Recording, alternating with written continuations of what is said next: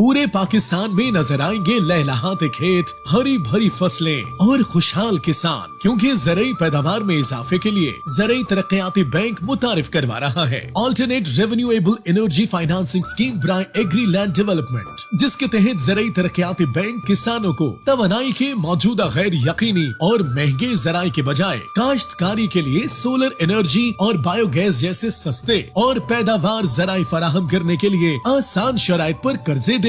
2.5 million फीसद से ये स्कीम किसानों की खुशहाली, मुल्क की तरक्की और ज़राअत के फरोग में अहम किरदार अदा करेगी।